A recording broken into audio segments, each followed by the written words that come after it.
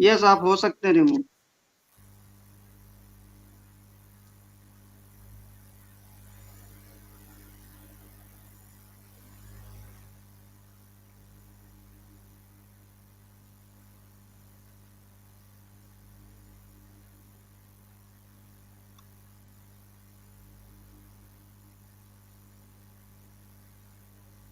Audible? Yes. NaMo बुद्धाय Bhante ji. NaMo बुद्धाय. Now we are going to start a lecture on celebrating Asoka Vijayadashmi. So we have total two speakers. Now, first of all, I am going to introduce Bhikkhu Dhammagavesi. He has started his spiritual journey at Wat Path Nana Chat, Thailand in 2013. He stayed there for 1.5 years. He learned a lot and about Buddha's teaching, but he found that there is something lacking in the meditation which did not allow his progress on the spiritual journey. He found that Bhante Vimal Smrasri has a method which is easy to understand and immediately effective, just like we chant every morning. He later did a retreat with Bhante Bimal Lamsi in Pali, Indonesia, and at the end decided to ordinate with Bhante Bimala Ramsi as his preceptor. After staying in Sri Lanka for an expected period of time as novice monk, he took higher ordination in Bodhihut, Penang, Malaysia. He is still learning and helping with the Dhamma activities for Dhamma Sukha in Asian region. Bhikkhu Dhammagavesi, his topic is on Dhamma and its benefits. Now, I invite you, sir, for the lecture. Okay. Sadhu, Thank sadhu. you. And I start by thanking the organizers of this meeting for organizing this and at such a auspicious occasion Yeah. where Ashoka had himself taken up the path. So this is a kind of a very important point in Buddhist history.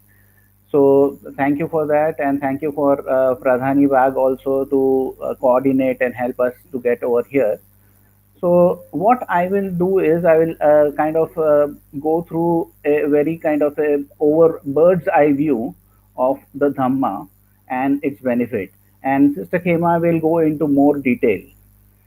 So because her topic is also broader, so she will go into a little more detail. So I'll start now with a, as is the case in monks, with a Namo Tassa. So I'll just invoke the name of the Buddha. Namo tassa bhagavato arhato samma sambuddhassa. Namo tassa bhagavato arhato samma sambuddhassa. Namo tassa bhagavato arhato samma sambuddhassa.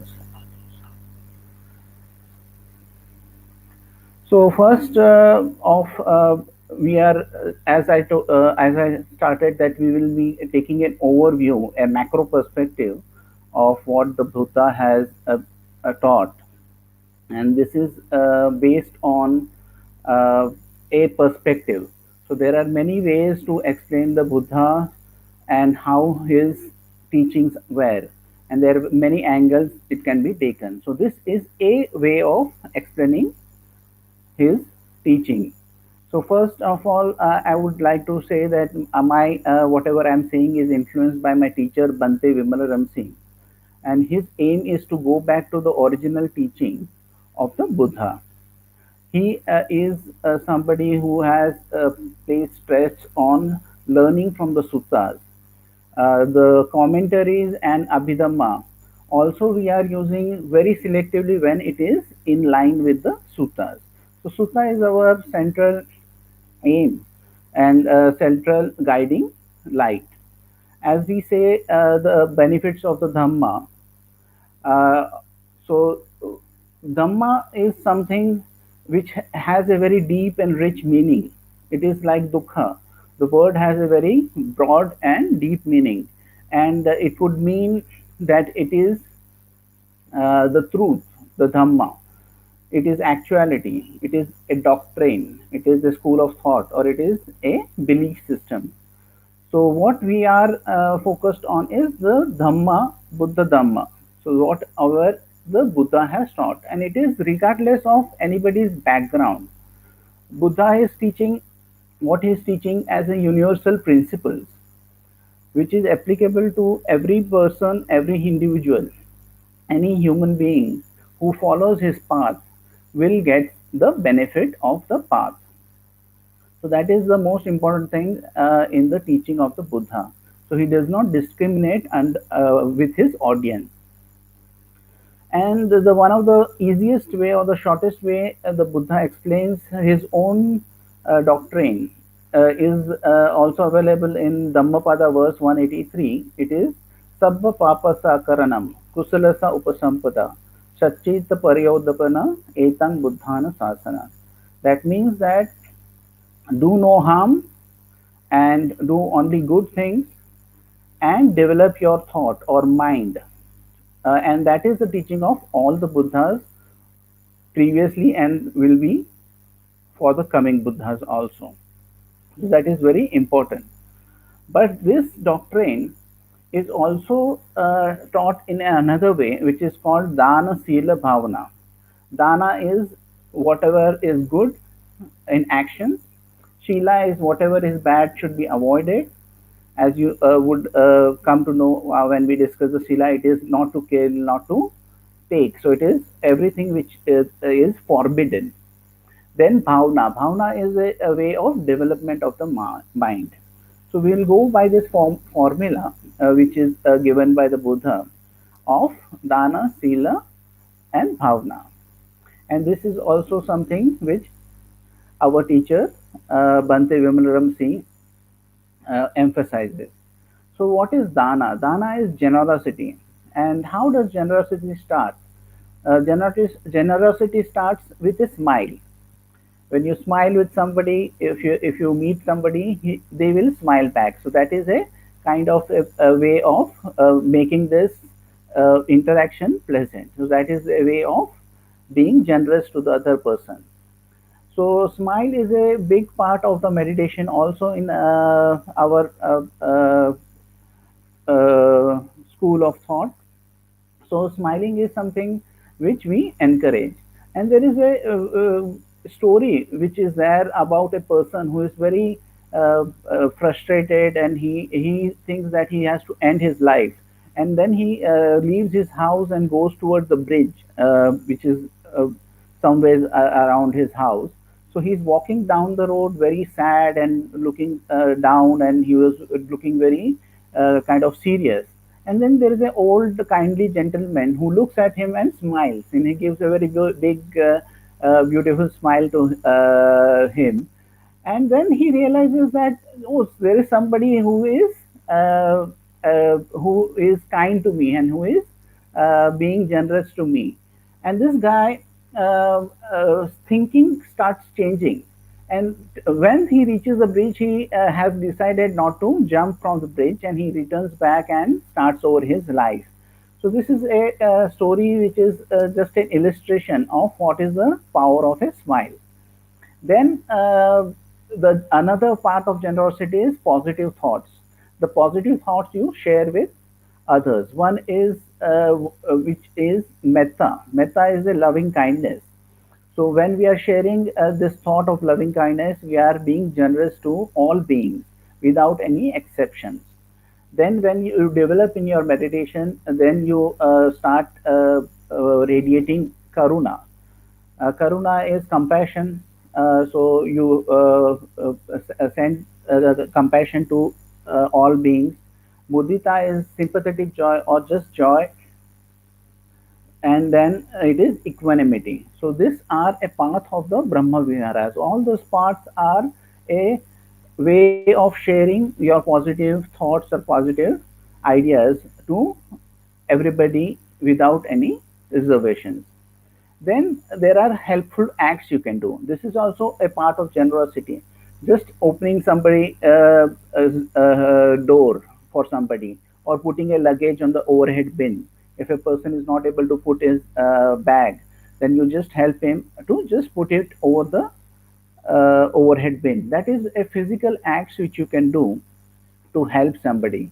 Some place a house is in disrepair, and you can just volunteer your time to just get it fixed. So those are the things which you can do, and you don't require any kind of financial contribution till this part. But after this, the final is the physical things. You can donate the food, clothing, medicine, or shelter as you are capable. So this is a part of the generosity, but it starts with a smile, with positive thoughts, with helpful acts, which is something you don't require money. You just require a positive frame of mind to start doing dana or generosity. Then there is shila, that is morality. So, what are the parts of the Shila? There are five parts which are asked for the layperson, and it is they may look kind of simple, those five things, but they are very profound effect on the person's life. One is not to kill intentionally, not to take what is not given, that is stealing, not to have sexual misconduct, that is with a person who is other than the partner or someone who is a minor. Then there is verbal misconduct or wrong speech. Now, wrong speech is kind of a misunderstood concept. So they start with do not lie, but it is kind of more elaborate, and there are harsh speech which comes in the wrong speech. That is, you should not speak words which are hurtful. You should not say words which are swear words. So that comes under the wrong speech. Then there is slander, to behind somebody's back do you say something bad about that person. Then divisive speech. Divisive speech is something which you say to one group, and then you go to the other group and say something bad against that former group, and then again you go to the former group and say something bad about this group, and then those groups start fighting. So this kind of speech is also wrong speech. Then there is gossip, and then false testimony, which is lie. So this is your verbal misconduct. So you should avoid all kinds of verbal misconducts. Then there is the last, which is there is intoxicants which dull the mind. So any kind of drugs are there, alcohol is there, marijuana, or any kinds of hard drugs, those are to be avoided, because we have our mind to guide us and to take us in this life, and we are making that dull. So if you are a chef and you had a knife, you would not rub it against the stone in the wrong way, so as to dull the knife. So in the same way, taking intoxicants is dulling the mind. So that is the reason that is kind of prohibited. But there are exceptions given, say in medicine. Say if there is a alcohol in, say, a cough syrup, you are taking this medicine to ensure that you do not have the cough, but it is not giving you an intoxication. Say if in a food, a certain amount of food are there, like a rum cake is there, you put a little bit amount of alcohol and you bake it, and the alcohol evaporates. So that is not intoxicating. So it is something which is not taken as a kind of absolute, but when it is taken for the effect of intoxication, anything, it may not be the labeled thing as intoxicant, like not alcohol, marijuana, or a hard drug, but anything which is used as an intoxicant will dull your mind. So that has to be one has to be careful about that. So that is a part of morality, Shila. Then Bhavna is the development of mind. So one importance of the mind which is given in the Dhammapada verse is mind is forerunner of all good states. Mind is chief. Mind made are they. If one speaks or acts with a pure mind, because of that happiness follows one, even as one's shadow that never leaves. What you think and ponder, That is your inclination of your mind. That is the second line. So you understand that mind is the way uh, we are doing any acts. First, we will have a thought, and then there will be an action. So, thought precedes all actions. So, if you wanted to go to the market, you would first have the thought that I am out of food. I'll have to go to the market. Then the action for going to the market will follow. So, mind is the forerunner of all good states and all evil states also. Thus, you have to understand how this mind is working. And for this, there is a development of the mind, and there is meditation. But meditation has certain aspects which are misunderstood. Meditation is not just relaxation. If you are becoming relaxed, that is not the aim of the meditation. Meditation is also not concentration. If your concentration is very good, also you are have a danger of going into one pointed concentration, and you are absorbed in the subject of your meditation, and your mind does not move at all, and you are, that is a very kind of a relaxing and a pleasant state, but that is a state where it does not help you understand how your mind is working. You need a productive amount of concentration. So that is the reason there is a definition given by my teacher Bante Vimalaramsi about meditation, and this definition is something which is rare. Not many people give a clear definition. So this you have to note it down if you want to. It is seeing and understanding how mind's attention moves from one thing to another, and understanding that everything is impersonal process is the main thrust in Buddhist meditation. So we are seeing and understanding how your mind's attention is moving from one thing to another, and understanding that everything is impersonal. Anatha concept is translated as impersonal, because no self or not self is kind of uh, can get confusing. That is the reason impersonal gives a better understanding of the concept of anatha. And what we are trying to do is learn the true nature of all existence.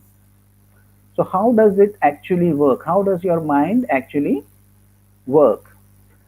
How is your thoughts coming? How is that thought leading to your actions or your behavior? So in total, what is important is that you understand how your mind is working. So we have a system which is called TWIM, that is TWIM. So that full form is tranquil wisdom, that is samadhi, or tranquil wisdom, because it is giving a productive amount of concentration or collectedness, as we call it, because all your faculties and all your senses get collected. So that is at a single point. So that is samadhi, and then insight, vipassana. So our meditation, what we are teaching is samadhi and vipassana yoked together, as in the suttas. Suttas also they are mentioned in the suttas that vipassana and samadhi are yoked together in the meditation. And there is one other example given by the Buddha is about a bullock cart with two bullocks. If those two bullocks are strong, then the bullock cart will go wherever you want it to go. But if, say, there is one bullock is missing, then it will go in circles, because it cannot go to a direction as it wants to. So thus we need to have both the things when we are doing meditation, which is the concentration and investigation or insight. So this is a brief in meditation, but Reverend Khanti Khema will be giving you much more detail. She has been a student with my teacher for more than 20 years, and she has been teaching online and retreats and she has been helping us out with helping Bante Vimali with her retreats.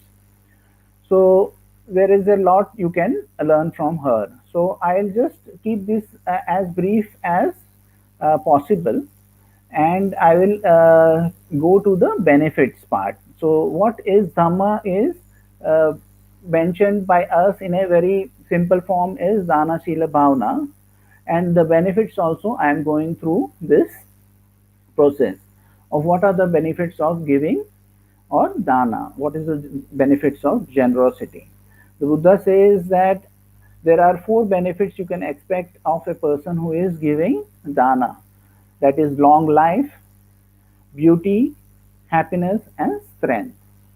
And in one of the suttas, he also mentions that there are five benefits if you are going to a monk, because there is a benefit of a monk who is getting a food, and he is then spending his time to meditate and gain wisdom. So, this wisdom is also given as a merit back to the donor. So, this is the benefits of generosity. The next benefit of generosity is that you will get a better life when this life comes to an end. So when this body has to be discarded, then you may be reborn in a heaven, or when you are reborn as a human being, you are reborn in a good family where you are in comfort and you don't have to struggle. So this is the benefits of generosity. Then there are many benefits of morality or shila. If you are following the five precepts, there are many benefits. One of the benefits is that you will be fortunate. So you will come in situation which are fortunate, and it will be to your advantage. You will have prosperity.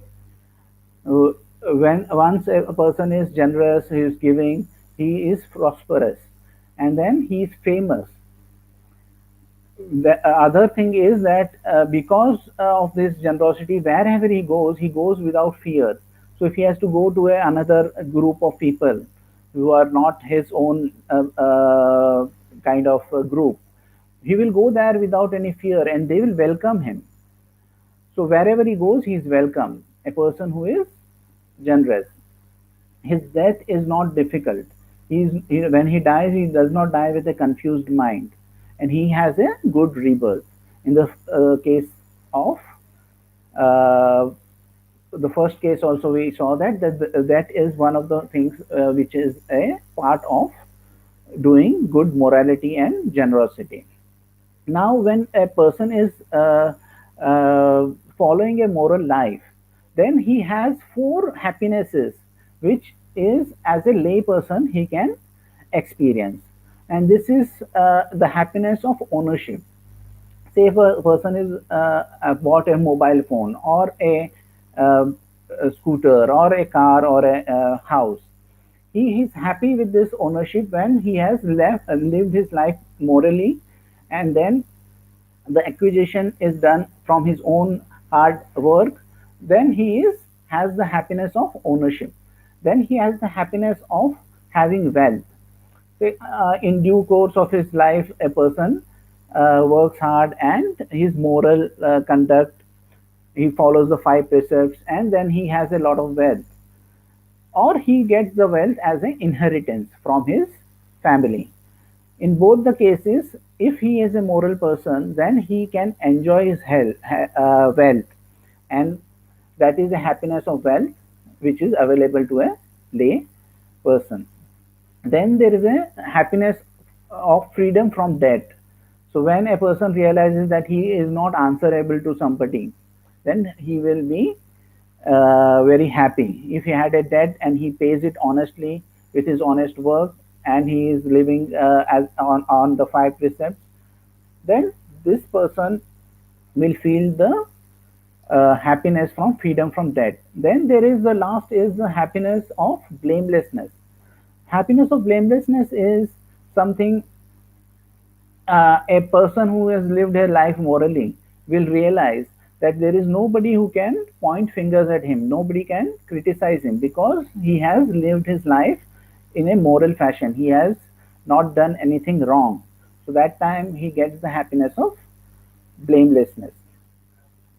Then we go to the benefits of meditation or bhavana. As per Buddha, there are many benefits of meditation. One is that you can purify all your defilements, all the things which take you to pain and misery are your defilements. So you can purify yourself from your defilements. You can overcome sorrow and worry. You can overcome lamentation. Lamentation is that there are loss in your life, there is change, there are people who you are beloved, they leave. So those things you understand in the right context of anicca, dukkha, and anatta. So when you are understanding those things, you are overcoming lamentation. Then there is a cessation of physical suffering. So in meditation, there is a point where you come under where you have no physical suffering, and then there is a cessation of mental suffering. So that is also one of the benefits of meditation. Then there is attainment of enlightenment, the path and fruit.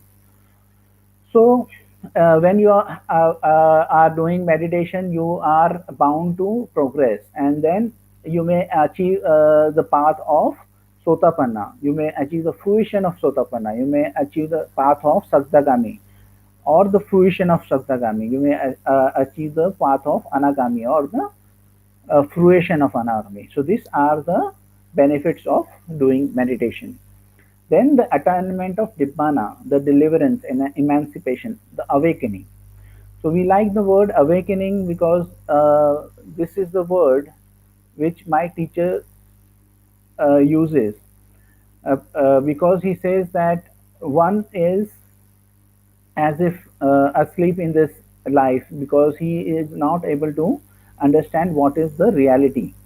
So once he realizes what is the reality, then he is as if awake. So then there is, as we told in the start of the Bhavana, that we are teaching Brahma Viharas. We start with Metta, then Mudita, Karuna, and Upekha.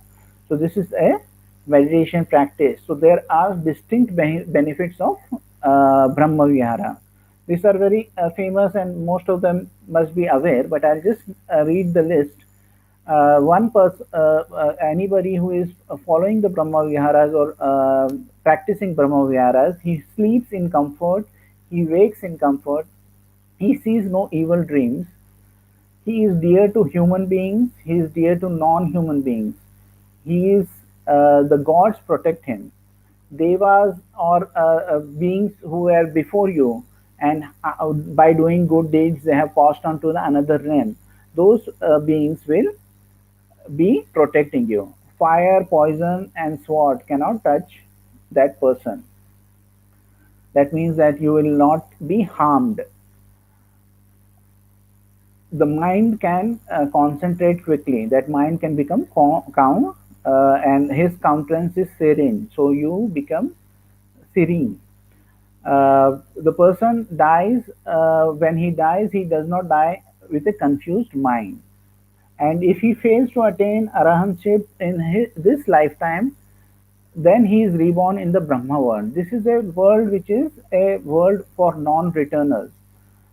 So when a person achieves the level of anagami, he goes to this Brahma world, and then after due course of time, he becomes an arahant over there.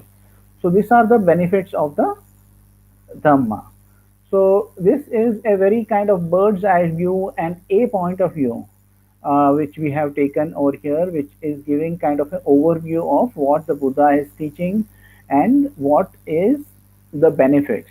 What as a tradition we are doing is promoting the practice of Brahma Viharas, because that has the most benefit for any person, lay or monastic. When they follow this practice and they follow this path, they are bound to get results.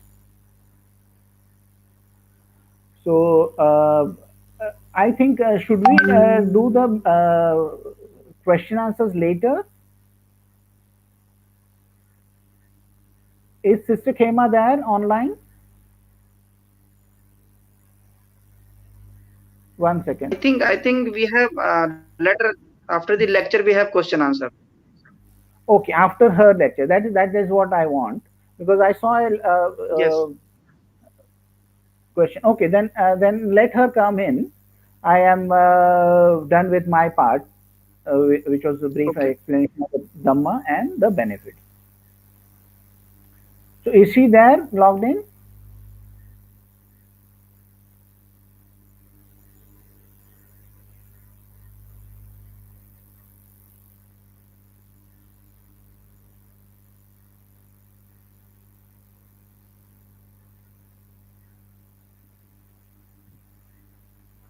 Hello, Sister Khema. Hello. Hello. How are you? Good to see you. Yeah, that was very good, Banti. It was very, very nice. So now I start now. Yeah. Uh-huh. I think Alok will give a brief introduction Okay. and Okay. start. Yeah. Yeah. Okay. Namo Buddhaya. Namo Buddhaya. Yeah. Sadhu, Uh, sadhu. uh, yeah, I'm going to start your introduction. Sasana Dipika Khanti Khema. She has a founding member of UIBDS and Dhamma Meditation Center in Missouri, USA. Took noise ordination in 2006 and works full time for the Dhamma across the world, giving online, in-person retreats, supported research, offered public talk, coaching, advances meditation, writing articles, editing books for publication. On assignment in Asia, she brings out sutta teaching that offer the relief from day-to-day suffering. The meditation she presents is easy to understand, immediately effective. DSMC supports the Navy Suttadian Buddhist American Forest tradition, streaming from Thervadian dedicated to research, practice, preserve and teach a pure Buddha Dhamma to used for the benefit of all people who seek containment of peace. And it's fun. Ryu Khema. Her topic is on Buddhism and how coexistence peacefully in society. Now I invite you, ma'am, for your lecture. Thank you. Thank you so much for the opportunity to work with you, and I appreciate this time to give a talk to you about coexistence in lockdown, COVID time. It's time for COVID. It changed our lives and it affected the whole entire world. It is still doing that. And many of the students that I have been confronted with issues. For one thing, we have to look at in the very beginning people. This COVID involves people, and people are not cattle. People are not a form of stock. They're not meant to be cooped up in order to be comfortable coexistence within a lockdown situation successfully. We need to know something that we probably have not faced in our families before. And this is a very, very important point. First, we need to know more about how we humans actually operate. For most comfortable seclusion, when they put us in a situation where we can't come out of the coop, okay, the house, the wherever we are, there needs to be a basic agreement. And Venerable has introduced to you the most important part, the framework of to keep the 5 precepts as a basis of everyone in the household. It doesn't matter if I am speaking to you and you are not Buddhist, if you are something else, there is some form of a morality structure in most of the religions or organizations. And to take that form, that framework of reality, and especially the 5 precepts, are so easy and basic. They don't affront anyone. And perhaps they add to you patience. and they add in for you loving kindness and compassion. Those three issues have to come into play in the house. Within the Indian culture, I've been around here for about 3 years, 4 years, and seen the culture is a beautiful culture. And it is a beautiful, beautiful family structure. But in this culture, we have to remember that there were times that the women who are the strength of the household, the strength of the structure of the family in keeping everything moving. Someone said to me once, "I'm just a housewife." I said, "Don't say that to me. If you have 2, 3, 5 children, are you just a housewife?" Wait a second, a housewife is an honorable thing, but in the US, something happened and they said to us, actually, when someone in business is handling the transportation, handling the organization, handling the cooking, the purchasing, the planning, and helping everyone in the house to be the support person for them, that person has a vast amount of talents that don't seem to be recognized with that word. So someone suggested something, and I was an employment counselor at the time, a personnel counselor and advisor, and what they suggested was these women are actually domestic engineers. They are domestic engineers.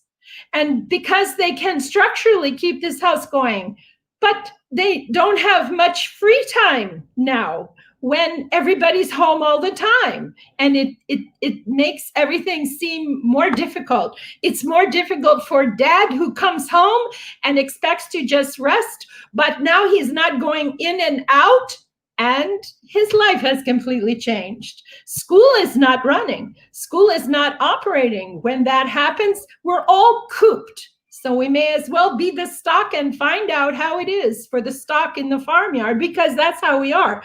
But we as human beings, we operate differently. I think we have to remember first what Buddha Gautama found on his quest. And I don't think everybody actually remembers what it is that he found that was so very important for us. All our actions, all our efforts, let's keep it very simple to understand. Let's look at it. We look at the Four Noble Truths to begin with and go through them just briefly to get into where we want to go in this talk. Now, the first Four Noble Truth, the first one is there is suffering. I'm going to take the simplest version of this to talk to you about it, not changing. And I'm going to be very clear about something. All of life is not suffering. The Buddha didn't say that. If he said all life was suffering, then he didn't go on a quest, because there's nothing to argue with. Everything's suffering, nothing can be done. But that isn't what he said. He said there is suffering in life. And that's a little bit different when you look at there is suffering in life. We can use his simple framework to look at it. And what we start with is the suffering. There is a physical suffering. There is a mental suffering. Did he tell us what the suffering is? This is what I want to help discover at this time. Did he help you to understand what the suffering is, how it works? And Venerable talked about that. He talked about the sorrow, the lamentation, the pain, the grief, the despair is the suffering, how it is. And that's in the Majjhima Nikaya. In number 141, we can see descriptions, one paragraph for each one of those. How does it work? That's pretty important. If we're suffering and we want to stop suffering, I think we need to figure out how it works. How can it instantly be reduced and changed? Did he find a way? Yes, he did. It's one of the reasons I'm still here, because he really did find a way. The second noble truth, there is a cause of suffering. Now, the craving we hear is the cause of the suffering, the craving, and the clinging that happens after the craving. But he also found what exactly the cause of the craving was. And that's what we're going to touch on now, because the craving is actually me. It's mine. It's me, the I, the me, the my, and the mind that trigger the craving. So we'll look at what we can do about that. What is the craving is very, very important. What sets off the craving seems to be me. It does. It seems to be me. When we're caught in that happening and disturbed and distressed and depressed, it's me. It starts here. But we must understand craving before we can let it go. I think you would agree. I can't ask you as a guiding person, I can't ask you and say, we're going to teach you how to let go of suffering. And you say to me, what is suffering? What is the craving that is causing the suffering? How can you ask me to let go of that if I don't know what it is? We can't. And I think craving is more than just desire, because there's a thing about desire that gets a little bit mixed up. There is good desire, wholesome desire, and there is unwholesome desire. The unwholesome desire is what he wants you to be letting go of, okay? The craving itself is the I like it or the I don't like it mind. That's what we're going to say craving is. You'll discover how that works. I like it or I don't like it mind. It is the birth, the obvious birth of I, the me, the my, the mind, the idea of atta. It's the birth of the atta. That's what it is. Now, it has a symptom. And the symptom is extremely important, because if I can't tell you what the symptom of craving is, then how will you see it coming up and how can you let go of it? This is what we ask the teacher. And craving always arises in the same exact way. And we start to follow in our meditation and watch how that's happening internally. But we're also going to talk about what's happening outside, because you can see it in relationship to what is going on at home. Craving always arises as a change in the tension and the tightness in the mind and in the body. Now, Venerable told you, mind is the forerunner of all things. It's like discovering for the first time in our life, okay, that our mind is the command center for our whole entire body. That's right. Our mind is the command center for our whole entire body. So we get a warning as craving is coming up if we are relaxed and tranquilized enough in our body when it's arising. And we notice the difference that's happening as it's coming up. If we are not, then it will be almost impossible to see it. I've had people say to me, but that's impossible to see. And then when I'm teaching them, I realize if you were very tight in your concentration, very tight in your mind, if you believed when you were practicing you had to make something happen in the meditation, then you won't be able to see this, because you're doing a lot that you don't need to be doing. This is getting interesting. So we have to practice, have a practice that is helping us to see what we must let go of. And then we can let go of it. That's what we can do. Now, there is a cessation of suffering, was the third noble truth. So he's telling us there was a cessation. I saw that there was a cessation of suffering. And right there, when he says there is a cessation of suffering, he's telling you that when life is happening, it's not always suffering. And each one of us can look at that. So the problem with getting involved in saying, well, I can't enjoy anything, or Buddhism is negative, or Buddhism is pessimistic, and this kind of thing, is to misunderstanding that you are certainly allowed to smell the roses, to take your shoes off and put your feet in the water. you are able to walk on the grass and feel that and have it feel good. The problem the Buddha was talking about when he's talking about not holding on to anything, that's the key.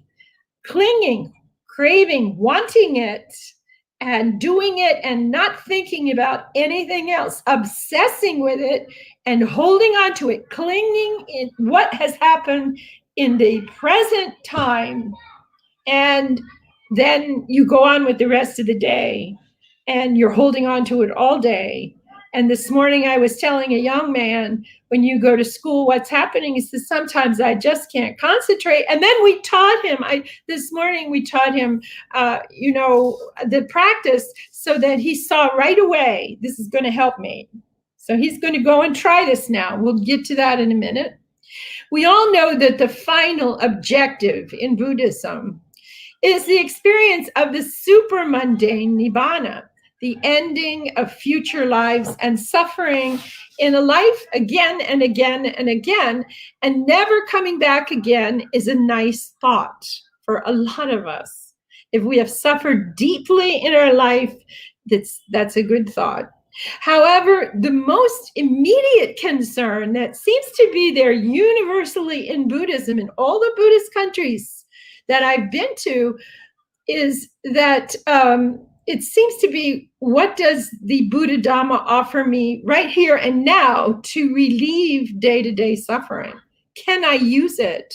How can I use it in my daily life? And this is the issue we face in the meditation, which has happened in modern times.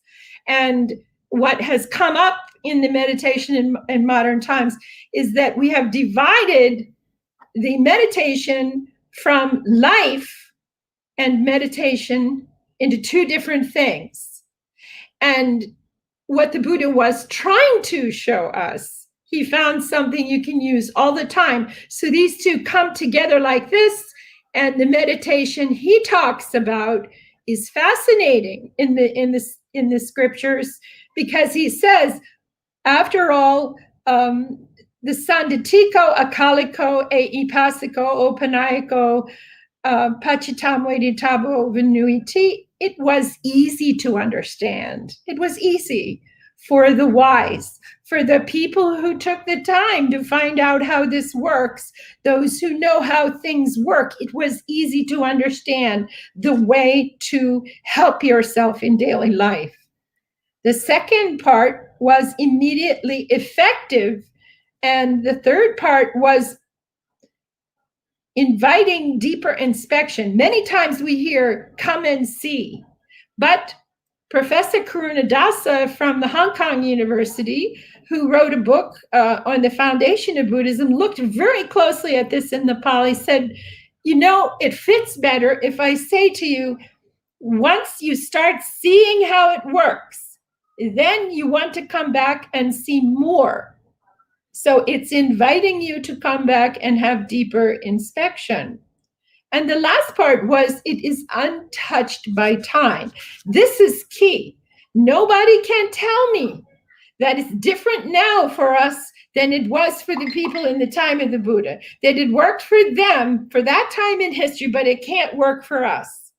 No, it will be untouched. The instructions, if we get it right, if we have it correctly understood, it will work, and the results described in the text will become fascinating. So the big question is, what did he find? What did he find? The last part is, he says there is a path, which he means a way, a wise practice to reach this cessation. When we go and look in the text, we work an awful lot in the text because we're sort of we are very fundamentally sutta based. And we want to go to what the Buddha said first before we look in other places and check whether, if we retune just slightly, a little bit, did you ever have a car that broke down and you go to one garage and they can't fix it? And then you go to the dealership and he doesn't know. And then you get in touch with the factory and they call you, they say, you just have to get in the engine and turn it just a little bit and listen to the engine, and boom, there it goes. It works perfectly. Sometimes, and for heaven's sakes, we're looking here at 2,600 years. Sometimes we might say to ourselves, we have the instructions, but we don't seem to be able to have the results described in the texts, and it doesn't seem to be integrated into life the way we all want it to be. We want to have something that will help us day to day. Maybe, just maybe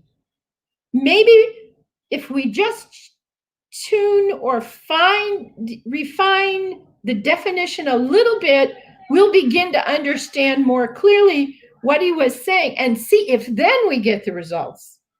Part of this is your job, my job, everybody's job in Buddhism in every generation. Ask questions. Keep asking questions. Keep testing, scrutinizing, recollecting, and keep doing that and questioning again and testing how things work. There is one sutta, number 33, that is telling you, smoke out the sheds. If you think it's not working and the result was very clear in the text, then go back and try to rebalance it and see if you get any difference. That's what my teacher has done. He found something remarkable and he just needed a little bit of retuning, and all of a sudden this starts to work very, very smoothly. Is there any evidence that it was only Nibbana, though? This is fascinating. Was it only Nibbana that was going to give us this big relief? And the answer is no. If we go to the Ganaka Moggallana Sutta, Majjhima Nikaya number 107, in section 2, we see him, the Buddha, is talking with Ganaka Moggallana, the accountant, and they're talking, and Ganaka Moggallana, he says, in the palace of Megara's mother, there can be seen the monks that are gradual training and gradual practice and gradual progress. That is, they practice down to the last step of the staircase. The last step of the staircase. That sounds to me like it's a gradual process. Now, if we go back and he says when it's the Buddhist turn to talk, they're comparing training an accountant and training one of us to learn what the Buddhist teaching was and the practice. And the Buddha points out to him that, when you describe that gradual training, gradual practice, and gradual progress in this Dhamma and discipline, it is just as when a clever horse trainer obtains a fine thoroughbred colt. And he first makes him get used to wearing the bit, and afterwards he trains him a little further. And if we go back to Sutta number 65 from 107, you go back to 65, section 33. And if you look at that, it's remarkable. It sounds just like the students look when I watch them in their retreat and I see the beginners struggling. It sounds just like them. Listen closely. First, he makes the colt get used to wearing a bit. And while the colt is being made to get used to wearing the bit, before he is doing something that he has never done before, and because of that, he displays some contortions and writhing, moving with the body when you're sitting in meditation, moving around, shifting your position, writhing and vacillation, frustration, getting up, shaking your head. This was rough, but through constant repetition and gradual practice, he becomes peaceful in that action. And the trainer goes on, he says, once he is used to wearing the bit, we then train him to wear the harness. And again, he goes through these contortions and writhing and vacillation. And then we teach him to step, and then we teach him to trot, and then to run, then to prance, then to gallop. And in each one of these trainings, he is writhing and vacillation. And we keep training him that way, and he keeps accepting. So we find out a lot about the Buddhist training for his monks in this part, because it is persistent and repetitious. And in modern science, we know that if we're going to change anything that is a bad habit in our mind, any wrong, unwholesome habits we might have, we have to change it to a new habit in our mind. And we have to keep doing it the same way again and again and again until our mind accepts it. This is how we learn a habit. This is how we let go of it. So as children, we remember our grandparents checking us and telling us to mind them and learn to do this and that as they go along. And one of my favorite ones was one of my children used to always tap on the table, just keep tapping on the table when it came to the dinner table. And my mother would sit there and say, please put your hands in your lap when you come to the table. Please put your hands in the lap when you come to the table. And then suddenly he decided to put his hands in his lap. He changed. You see, this is how we're training our mind in a meditation. The meditation itself is a system of communicating with the mind.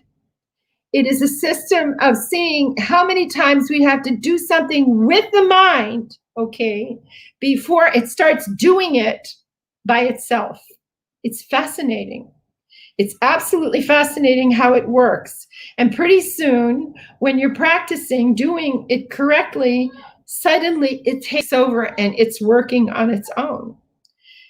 In another place, we wonder sometimes, when we hear about this, that there is a path, a way, a wise practice to reach the cessation.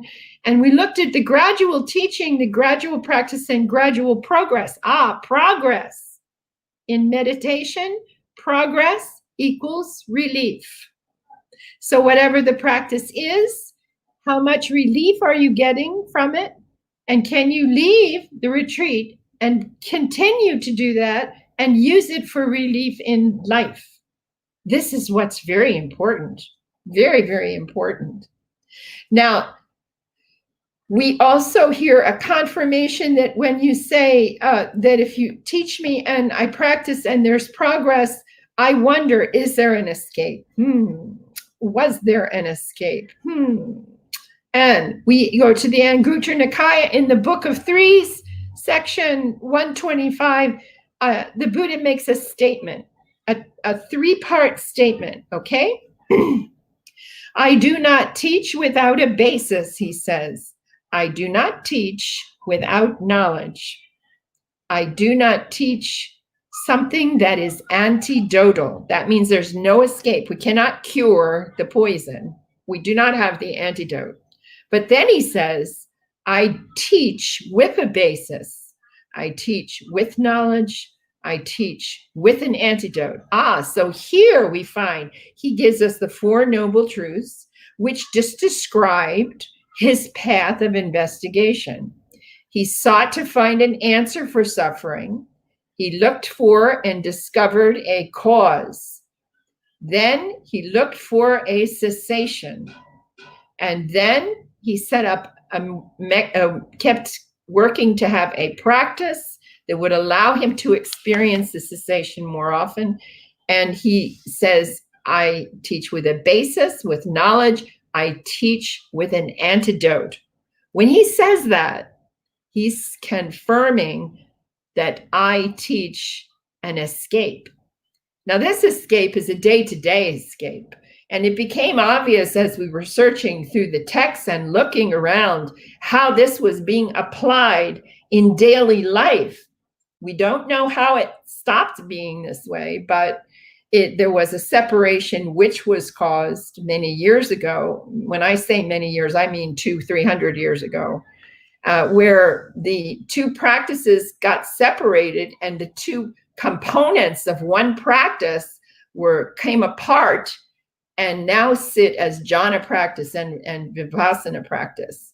And the jhana is samatha or serenity practice, and the vipassana is the insight practice.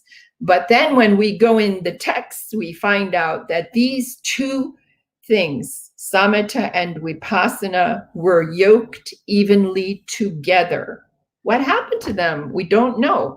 But I do see in my own students, especially here in India, that when Goenka, who is very strong here in Vipassana, when that student is willing to look further or try something new, that the Vipassana basis, those students go very fast down the path if they are willing to unlock their minds and just try something purely that is new. They have been given certain training, discipline, being absolutely still, following distinct directions perfectly, they've in touch with their body, in touch with tensions and movement in the body. If we show them what we found in the practice that was uncovered, if they take hold of it and do it purely, bingo. They are really great students, almost as good as a greener. A greener is somebody who has not ever tried any meditation, and they only have our instructions. And when they come along, they go and they develop very fast. So to get answers, searches were done for this antidote. We kept looking and looking, Bhante kept looking at the escape and where is it? And it is logical for him to go to what is most people are going to and looking for, and that is the Eightfold Path. When they go to the Eightfold Path, you examine the Eightfold Path, and you probably, if you've been working with the Eightfold Path, you have learned that it is broken into different parts for the wisdom and for the practice and for the Sila, okay? Now, the part for the practice that is so interesting is 6, 7, and 8. And that is right effort, mindfulness, and concentration. You usually hear it that way. Now, what's happened is when we looked and examined each one of these very carefully, we found that things had been changed a little bit from the beginning. And so when we go back and redefine them slightly, they all of a sudden fit together and work together very solidly. So let me show you what I mean.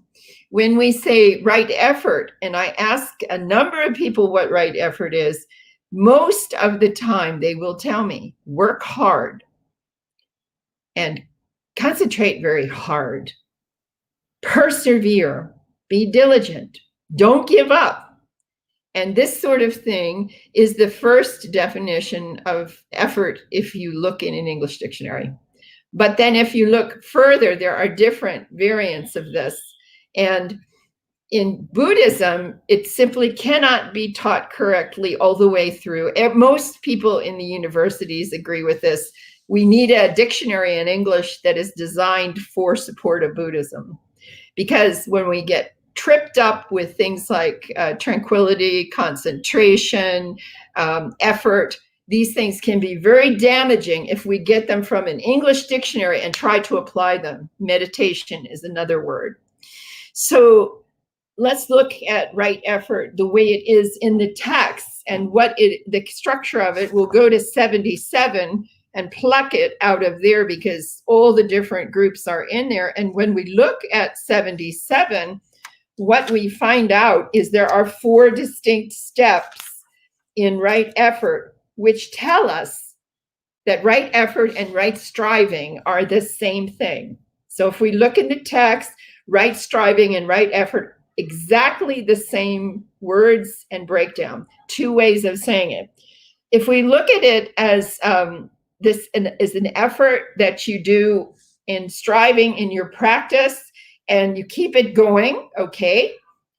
And it has 4 steps. And this is what we look at for solutions for anyone who's having trouble in lockdown. First of all, we look at the unwholesome thought that's coming up in your mind. When you notice you have an unwholesome thought and it's saying that you should be become aware of any evil, unwholesome states arising. You make effort, arouse energy, exert your mind, and you strive. What do? Well, the second step is you abandon it.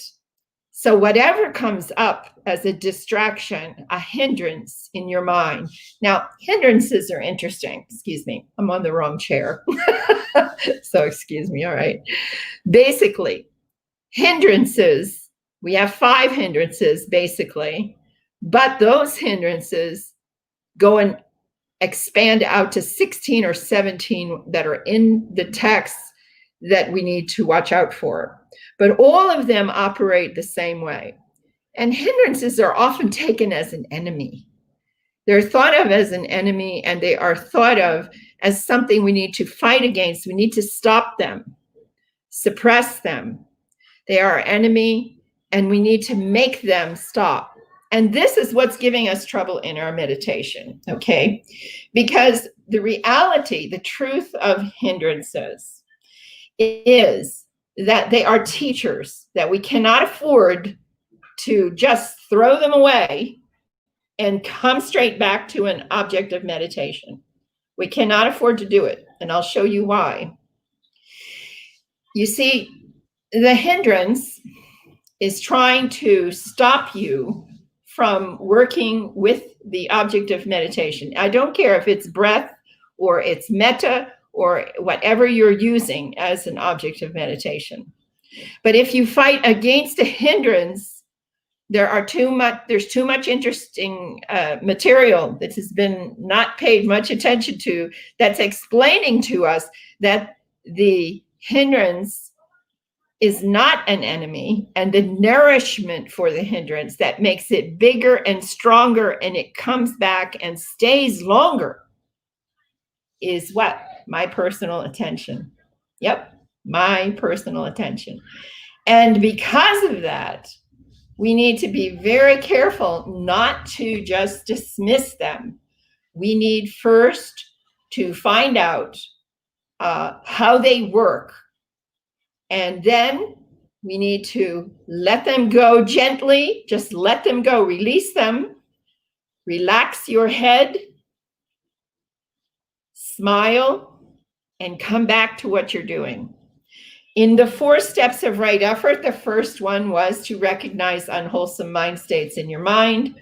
The second step in the text for right effort was to release the unwholesome mind state. The third step was to bring up a wholesome mind state. And the 4th step was to keep the wholesome mind state going and develop more wholesome states. In the early part of the suttas, I'll show you something that's really interesting. In many of our retreats, when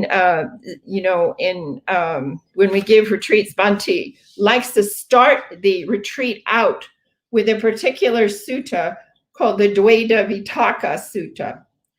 And 2 kinds of thought is what it is called, 2 kinds of thought. Now, this 2 kinds of thought is either wholesome or unwholesome, okay? And the way this is structured, when you listen to it, you see that the Buddha was very early on, before he was awakened under the tree. He was looking at the value of unwholesome mind states and no precepts versus living with wholesome mind states and a set of precepts. It's almost like it was a high school science project to figure out, where is it easier to live, here or here? Okay, and he discovers that it was easier for him, and people worked with him and helped him a lot better if he was living in wholesome mind states and he was keeping his precepts the whole time. Okay, that's what's very important. So when we're working with the Eightfold Path, we talked about the 4 steps of right effort. The next one we have to examine is the right mindfulness.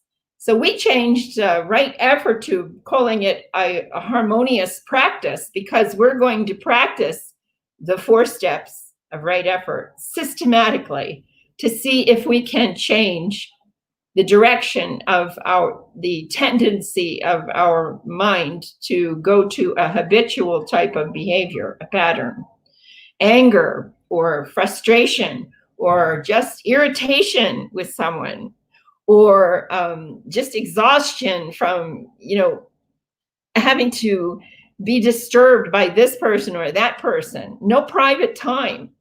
So how do we handle this? Now we have 3 other helpers that are involved with this when we're in the lockdown, and they're called anicca, dukkha, and anatta. We have been talking about the dukkha, and we realize that the atta is the wrong idea of a personal self, and everything is about me, it's mine, and it's myself. But the Buddha is telling us throughout the texts, when I see something, I hear something, I smell something, I taste something, or I feel something in the body, or I have something happen in my mind, this is not me, this is not mine, this is not myself. This is just what it is, and it arises, it is there, and it passes away, which is the second one of these. The anicca, everything is impermanent. It's always going to change. These are laws. These are laws like laws in physics. We cannot deny these. These are universal laws. So whatever's happening is temporary. When someone gets angry, you watch. They weren't angry. And then it pops up, and then it's there, and it's going to travel until it gets to the end, and then it goes away. Isn't that right? They're not constantly angry. Any event that occurs, anything that we experience in our life, has the same tendency of the 3 characteristics. It arises, it's there, it passes away. That is your anicca, the impermanence of everything.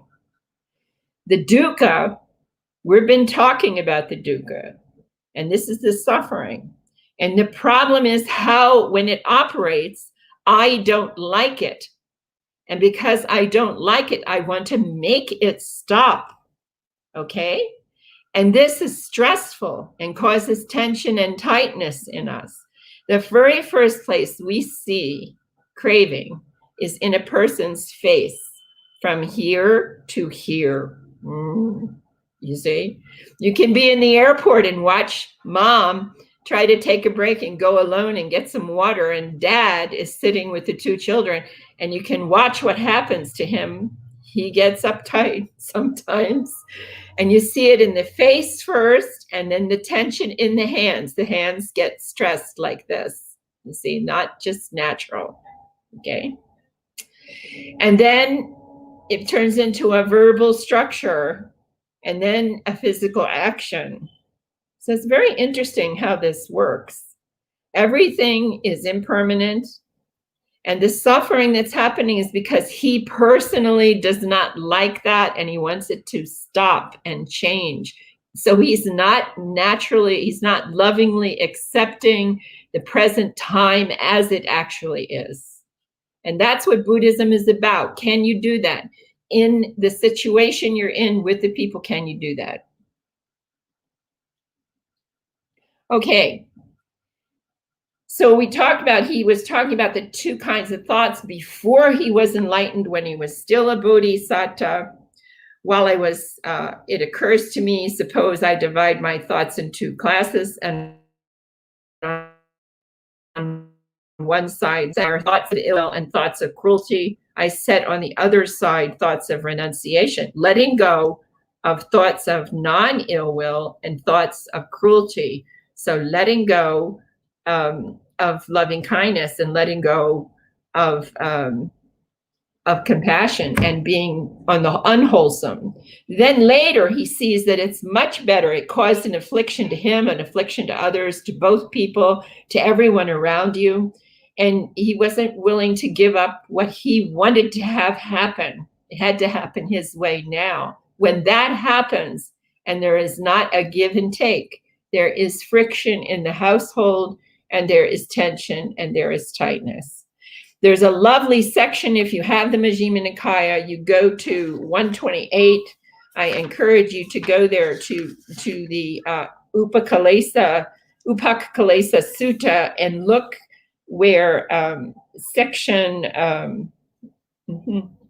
look at section 11 and start reading, and it describes how 3 monks were living together in complete harmony, and they were blending like milk and water. That's what you want your home to be. You want it to be blending like milk and water. Now, when we're looking at craving, and we talked about what it is, now we're going to talk about how it works, and we're going to show you a practice. Okay? So, the first look at the structure of the being ourselves. We have a body from head to foot, and head, by the way, this part right here, is part of this body. And believe it or not, you would be surprised how many people don't believe that this from here up is part of the body. But it's important to remember that, because what did I tell you? I told you that in your head is the command center for the whole entire body. Okay? So the body is first, feeling is second. The feeling is either painful, pleasant, or neutral. We'll just say it that way. Perception is what names things. It perceives colors. When you see something, it perceives naming things. If you hear it, smell it, taste it, touch it. It's what is stored memory of the child learning what everything is and remembering and naming things. Thoughts are formations, thought formations that come up in your mind from your brain, producing thoughts. And consciousness job is to cognize, to understand how everything is working, okay? With painful part, it is the I like it or I don't like it. Mind is painful and pleasant. This is how you can identify the craving, as we said. And then when we teach you the practice, we are teaching you very simple steps to recognize when you feel tension or tightness start to happen and you feel a grabbing sensation. This morning, it was a case of a boy in college at home working on science project and being pulled away and not being able to concentrate because something was pulling him away in thoughts. And he said, what do I do? It keeps happening. I said, you have to retrain your brain that when you are reading and taking your homework, then what you are doing is when something comes up, you remember, you reach for it and grab hold of it, and you moved away from it like that. You moved away. So you just let go of it. Just let go. How do I let go? He said. I said, you simply have something in your hand like this. Okay. You simply have something like this in your hand. And the thought comes up. So I grab a hold of it and my attention is on it. To release it, we just go like that. Drop a ball out of your hand. You'll understand how easy it is. You just let it go. This is not a big science project. It's not space math, not physics, just gravity. Let it go. And then you're stuck up here. So you have to relax your body again. And when you smile and come back, relax, smile, and come back to your writing. If it happens again, do it exactly the same way. Release it, relax your head, smile, and come back. Okay? And when you do that, what's happening is you are releasing the tension and tightness in the two parts of your brain, and they're letting them just relax, slightly open. Where the endorphins come in, you feel very happy and light. You know, if you smile, what is so important about this smile? And we have this image, the Buddha didn't smile. We hear this, you know, but the statues are smiling. Oh, that's just the joy. But it's also contentment knowing how everything actually works. If you go to Sutta number 89, you're going to find an account of all the monks who are sitting around practicing. and they are smiling, okay? And this is very important. Here I see the bhikkhus in this wonderful botanical garden that King Pasenadi has, and the Buddha, once he's going to give it to the Buddha, he decides to give it to the Buddha for a rains retreat for all the monks, okay? 17 years, I think he went there. And you hear, I see the bhikkhus, when I walked around, I saw your monks smiling and cheerful, sincerely joyful, plainly delighting with their faculties fresh. They were living at ease, unruffled, subsisting on what others give them, abiding with their mind. Aloof as a wild deer, it says, but it doesn't, it just means open, like just open, not bothered by the past, not bothered by the future. Now I'm going to show you what it is that's bothering you when you are in lockdown. I think I can probably use a whiteboard here the way I do with Zoom. I think so. So I'm going to try to get to the screen here. Okay, can you open me a whiteboard? Thank you. Okay, can you clear it? Okay, let's see. Can I have a pen. Can I write on it? I don't know.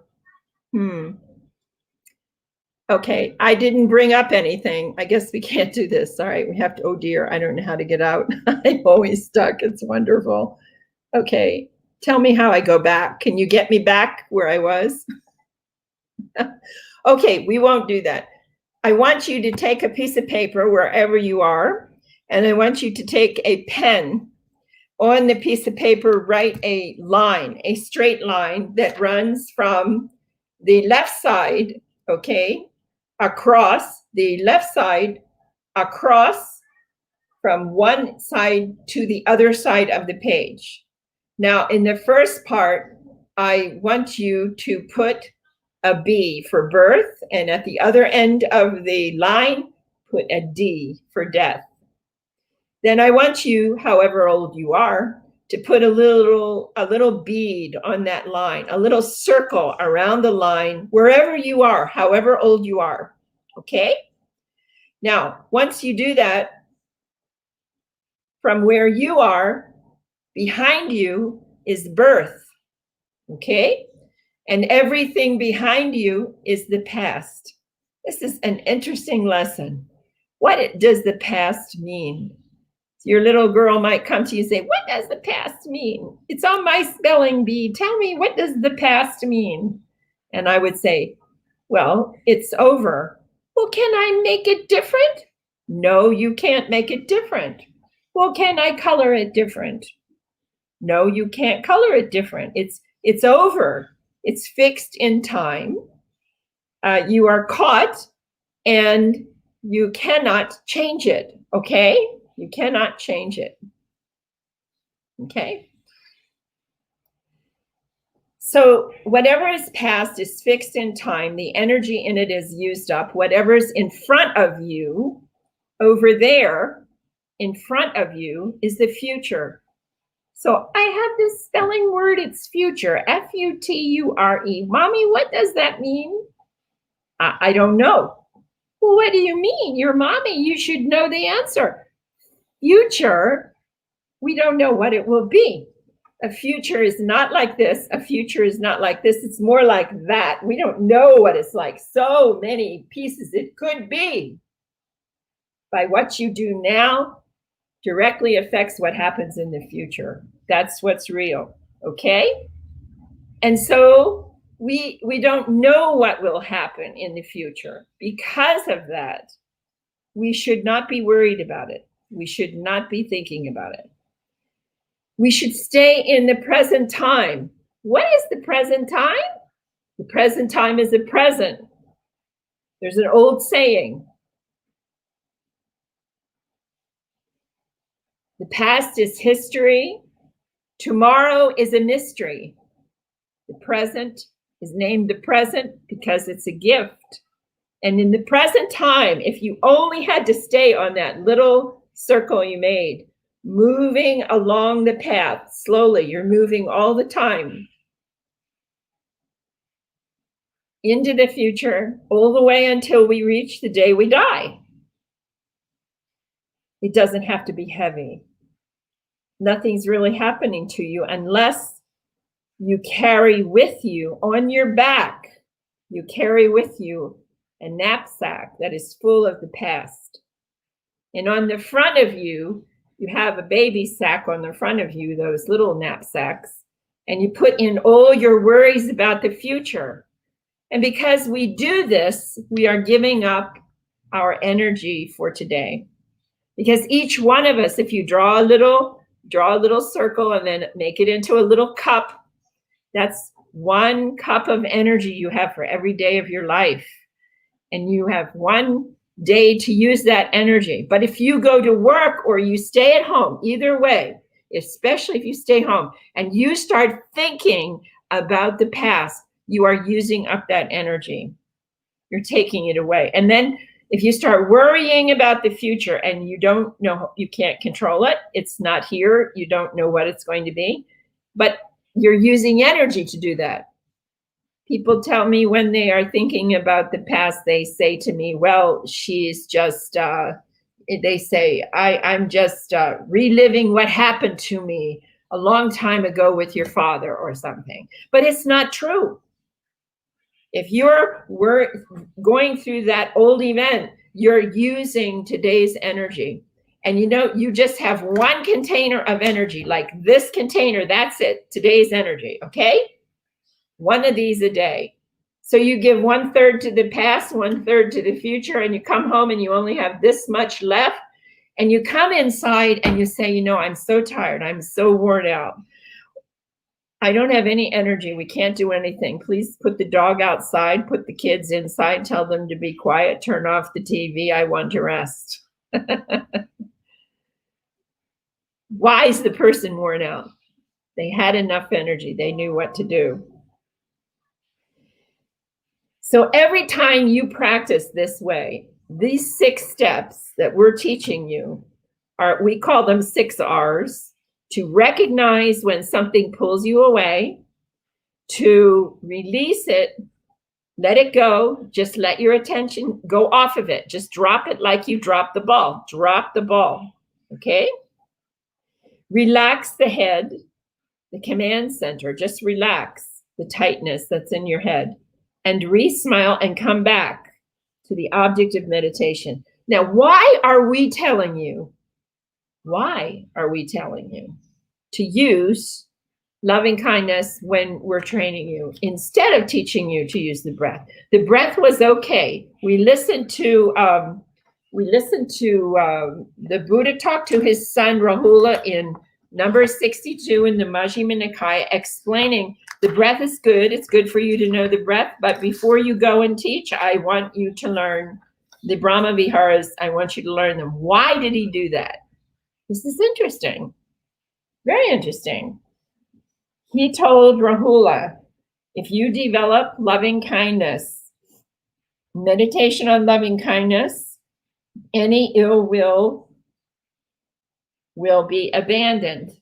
Any thoughts of ill will be abandoned. You're cutting it out of your system as you're practicing, and the brain is getting the message. So you keep loving kindness going. You are canceling ill will, thoughts of ill will. Then he said, Rahula, when you're developing meditation on compassion, when you develop your meditation on compassion, any cruelty will be abandoned. So there you go. You're losing the letting go of ill will. Now you're letting go of cruelty. That's 2. When you develop the meditation on altruistic joy, it means empathetic joy, feeling the joy of others who win the prize, or the other one got the job, or the other one completed a project, and you feel really good. This is experiencing altruistic joy. And when you develop that altruistic joy, any discontent will be abandoned. You won't be discontented about anything. And then you develop meditation on equanimity. And when you develop meditation on equanimity, any aversion will be abandoned. And this is very important. These 4 pieces, 4 components when we look at them on a chart, all of the other hindrances we can dream up are coming from those four. So before Rahula left to start teaching, the Buddha actually gave him a gift.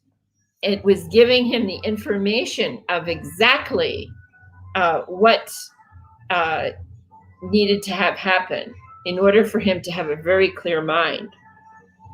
So another way of saying this to you when you're practicing recognize, release, relax, smile, return, repeat, I like to say recognize the distraction, the obstruction, the thought that's pulling you away. It's not important what's in the thought, not important at all. What's important is how does it arise? How is it there? And how can you let it go? And this is what is the most interesting part. So you recognize it, you release it, you relax, you smile and come back. So relax, smile, and come back comes together like, but always remember to smile. Because when you smile, okay, every time you smile, you lighten your mind and you sharpen your awareness. And your concentration is collecting the mind together. That's why Bhante was saying, Venerable was saying, collectedness, collecting everything together so it all works as a unit in meditation. Not talking about this subject, this one, that one. I know this part, I know that part. Put the bicycle together. Let's ride the bicycle. You know? Well, put the meditation together now. And then when you leave the retreat, if you do a retreat with me online and you finish after 9 days, keep doing it in life. Now, what can happen to you when this happens? You start to realize that one thing we say is drops, DROPSS. Don't resist or push, smile whenever a hindrance comes up. If someone is ever yelling at you inside a lockdown, yelling, if you live with that person, I want you to do something. Don't point it out to the person, but you personally will understand, okay? When the person is yelling at you, observe, they're probably yelling at themselves. Either frustration that I didn't teach you to do it this way, or they're yelling, they're actually talking about what they can't do, not what you can't do. And they want to be sure you can do it. Parents are having a difficult time right now because when you're around children all the time, if you were correcting them on a systematic level, take into consideration you're now doing it 24 hours a day, and it's really hard on you and it's hard on them. Try to have fun and make more things more light. One of the key things I tell my students is never mind. It just means just let it go, relax, smile, and come back, because whatever it is that's going on, it's just coming up, it's there, and it will go away. Older people, what they really need in lockdown is to be able to talk sometimes and discuss things and to share. And this is the best time for younger people to realize, oh, I need to help grandma or to help my mom if she's having a rough time, is listen for a little while. I've got 10 minutes. What's going on for you? What's going on that's okay? What's tough? Can I help you with anything? Or can I help you a little bit doing this without everybody being asked to do it? And pitch in and do it.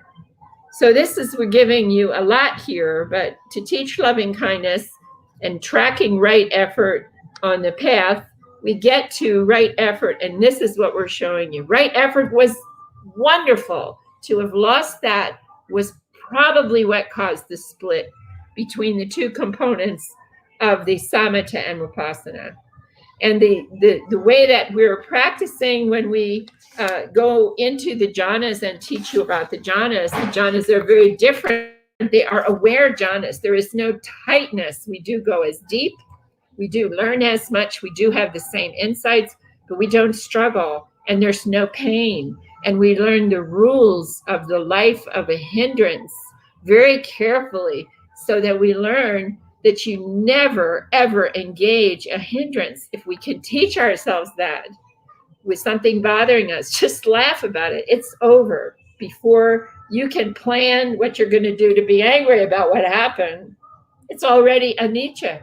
Anicca turns out to be the cause of suffering in some ways, but also anicca can be our friend, because if we learn that whatever comes up, it will pass away too. So I'm not going to talk to you a lot about other practices and things like that. And we've talked about the Four Noble Truths. It is kind of interesting that what we're talking about when we talk about practicing this way with right effort is something that you can put on a little piece of paper, and you can carry it with you and put it in your bag, put it on your desk. If you're at home, remind yourself. I made little cards with the steps on it. And maybe you can get in touch with us. We can help you to get them, or you can write them down. But it's very simple to recognize whenever you're distracted. Do not engage it. Do not move away from what you're doing in life. Stay with it. Let that go and relax your head, smile, and come back. And if it keeps happening, laugh at it. Okay? Laugh at it. The biggest thing I think people need to do is to have more fun in life. And yes, Buddhists do smile. And yes, Buddhists can smell the roses. And there's nothing wrong with smelling the rose or the jasmine and enjoying the scent. The place where it starts to get problematic is if you hold on to what the event was and carry it with you all day, and you can't think about anything else. So I think it's probably time for us to open this up for questions. Is Bhante Dhammagavesi still here? We can bring him back and they can ask questions. Anyone has any questions about this? Always remember, you are your own teacher, that you are teaching yourself. When you are practicing, try to sit somewhere quiet and sit for 30 minutes. If you have a 30-minute slot where you can be by yourself, find a spot where you can just be alone. If you have a fenced-in yard, find one tree, sit under it, and when you're there, just tell everybody, when I'm sitting there, don't bother me, okay? Okay. So I think it's probably time for us to open this up for questions, okay? Okay. Thank you, sister, for a wonderful lecture. And now the floor is open to question answer. So are they coming to chat on the chat, or what? How does this work? Yeah, I think the question is in chat box. I see. What is your opinion on Buddha and his Dhamma, written by Dr. Ambedkar? I liked it. I liked it very much. If you know where I am now, I am in Ulhasnagar. And when I came to India first, I was in Aurangabad, and everybody took me all around. We talked a lot about, they taught me about Dr. Ambedkar. I thought it was a wonderful experience because I never had a favorite person. At school, everybody had Davy Crockett or Abraham Lincoln, and now I've got Dr. Ambedkar. Because I think what he did with the raising up of the people was one of the most incredible miracles in this world. Everybody should learn about it. These are not coming up on the chat over here. They're coming up here. Let's see. Let's do another one. Whoops, they're coming up too fast. What do we do with them? Alok, what do we do? So in this situation, what is the solution according to your view? I didn't hear the other part of this. Was there a view? What is your opinion on the Buddha and his Dhamma, written by Dr. Ambedkar? I already talked about that. How do I do another question? Alok, what do I do? Next question, please. They're popping up really fast, but I don't see them in the chat. How can we see? It's gone before I can read it. It's not long enough. How we can concentrate our mind in meditation? During meditation. Yeah, very lightly. Okay. How we can concentrate our mind during meditation? When you come to us and we're showing you the instructions, if you want to email me, I can send you the instructions for the metta meditation. I can send you a set of instructions. But what we do is we start by sending loving kindness to ourselves, sort of just long enough for 10 minutes to fill up the tank so that we have something that we can give to someone else. Because if I don't have something, I can't give it to you, can I? Yeah?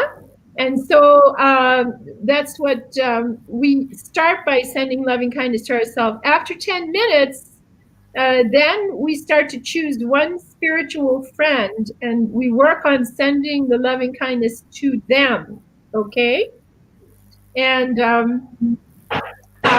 the idea of this, you're training your mind to obey your intention, your mind to obey your intention and inclination to help you. For instance, if I start sending you and you're injured, loving kindness, you can feel the energy coming to you. If you relax into it, you sometimes can feel something like an energy coming. And each one of the parts of the Brahma Viharas have a different energy level. It's like teaching the person the power of shooting an arrow and towards a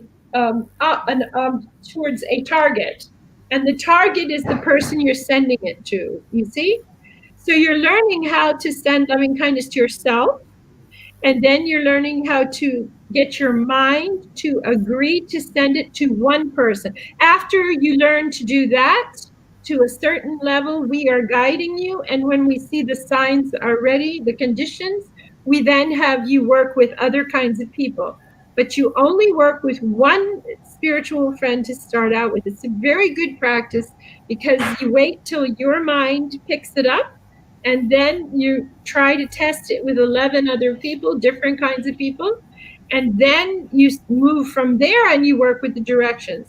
But we don't jump around and try to do things out of the line of development because it doesn't work. Okay, and we find that we allow everything. Wouldn't you say, Banti, that we allow everything to evolve on its own Yes, to develop? Uh, on its Banti own time. Dhammagavesi, yeah. Yes. It yeah. Okay.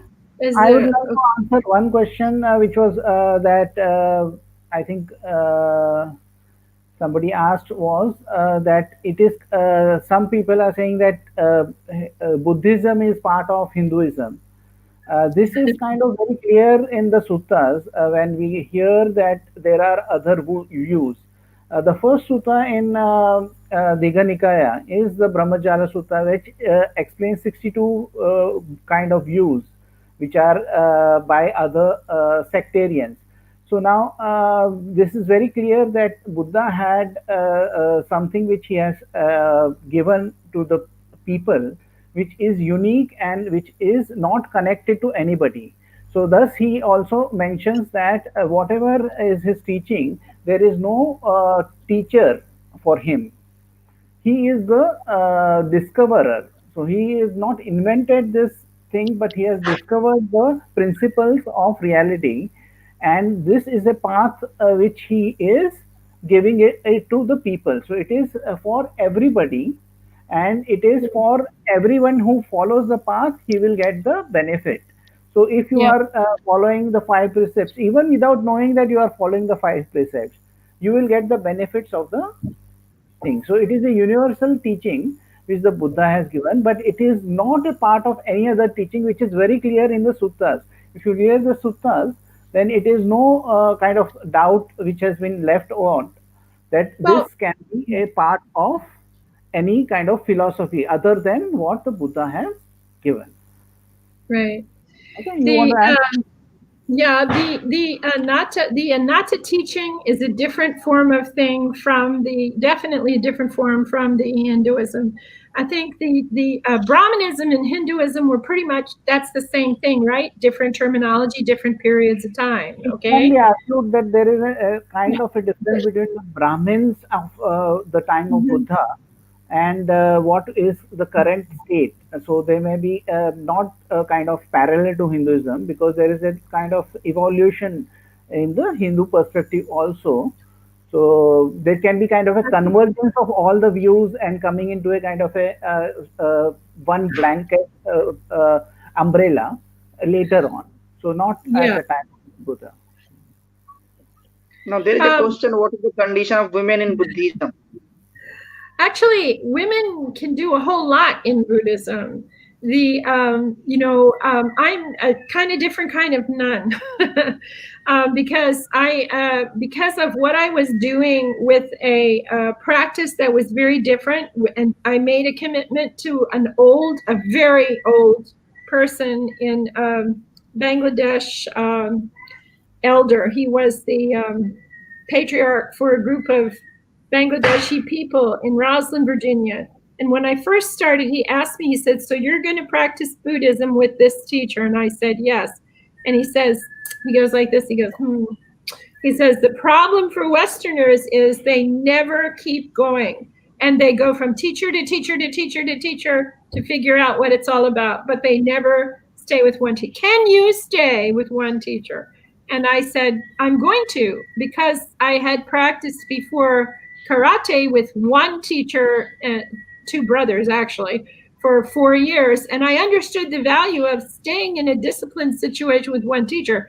But I did not become a bhikkhuni. I'm a long-term samaneri, and the reason is very interesting because I discovered that monks are allowed to sit down and talk Dhamma with me without any problem, and I can talk to them and they can talk to me. But I've also met monks who have made it clear to me that if I was bhikkhuni, they would not sit down and talk with me, and that I think it's silly, this whole thing of that person not sharing the academic part, but it's made it easier for me to travel and to support my teacher and be a servant for him and a servant for other nuns and monks if I stay as a level samaneri, you see, and not go to bhikkhuni, because I can sustain 10 rules, but if I were a bhikkhuni, I would have to sustain over 300 rules.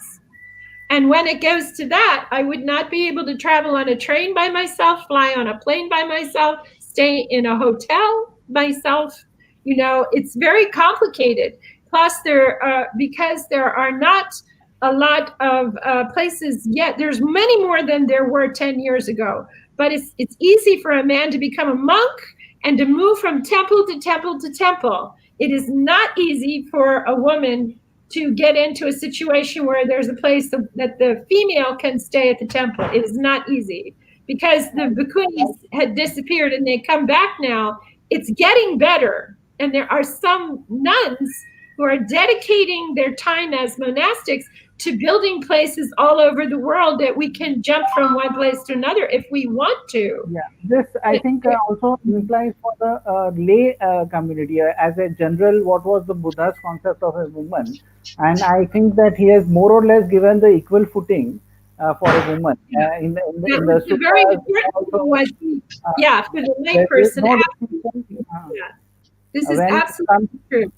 when it comes to attaining of wisdom, or if it comes to attaining the enlightenment or awakening, there was no distinction given. In one of the suttas, Buddha is asked if there are any person who has followed your teaching and reached the sotapanna. So he says that there are not one or two, but more than 500 men who have, and he says not one or two, more than 500 women. So he gives the equal footing on all questions.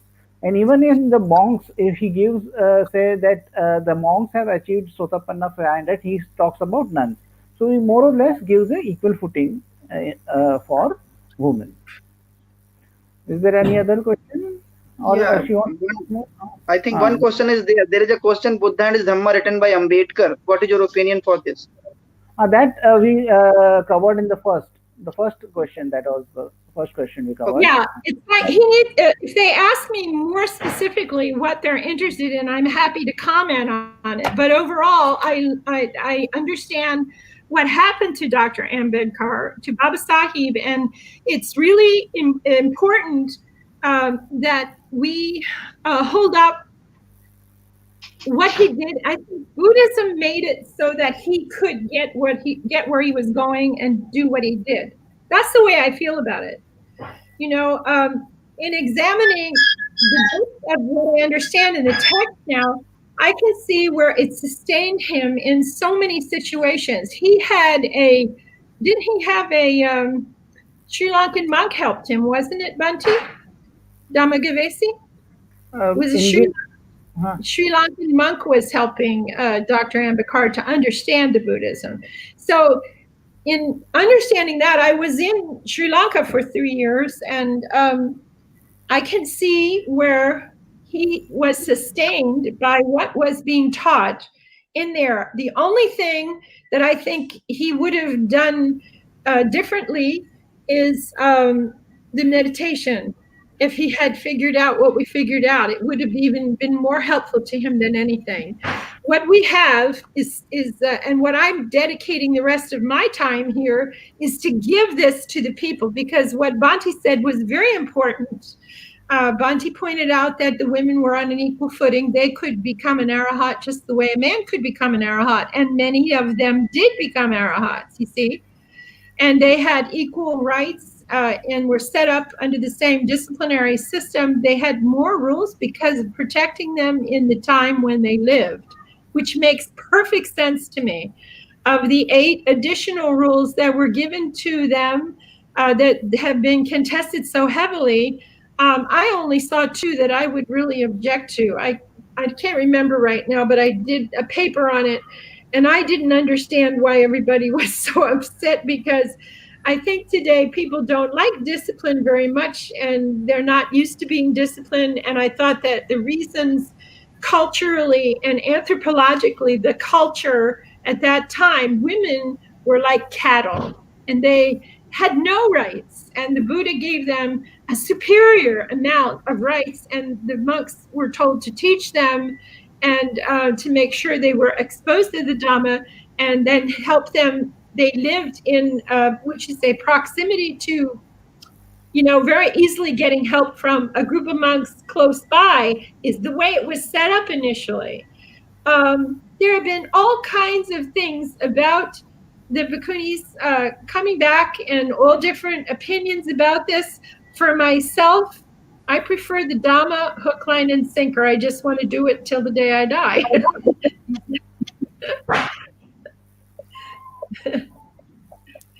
So is there another question? Let's see if there's another question here. What? I guess I don't have. Went up very fast, so we were not able to kind of follow them all. How much time is left that we have? I am not sure. How much? Huh? I don't think they have a pre-destined time. So I think Pradhani, what is the question? I can't hear him, Alok. His mic is off. Oh, is off. Microphone is off. You're mute. Here. Yeah, I think he's waiting for somebody to come up. Yes. Okay. Okay. No, there. No. I think. Thank you so much for your insightful lecture, and thank you for your insightful lecture. And on behalf of BAPSA, I would like to thank to both Sister Sasana Dipika Khanti Khema and Bhikkhu Dhammagavesi. Once again, I want to express our gratitude to both Sasana Dipika Khanti Khema and Bhikkhu Dhammagavesi for accept our invitation. Thank you so much. You're very welcome. You want to say a prayer, Bhante, as a blessing? We will just pray a sharing of merits, and we will finish this off. May suffering once be suffering free, and may the fearless be. May the grieving set all free, and may all beings find. May all beings share this merit that we have thus acquired for the acquisition of all kinds of happiness. May beings inhabiting space and earth, Devas and Nagas power share this merit of power. May they long protect the Buddha's distant section. Sadhu, Sadhu, sadhu, sadhu, sadhu. sadhu. Okay. And just to clarify, the Nagas mentioned in this sharing of merit is Arahants. Arahants were called Nagas by the Buddha. So that is it. So They're the arahants. They're the aren't they the arahants that are already passed away, but they haven't gotten fruition yet, right? The ones that are waiting to make fruition in the realms, right? Is that right? Yeah. Arahants basically, they are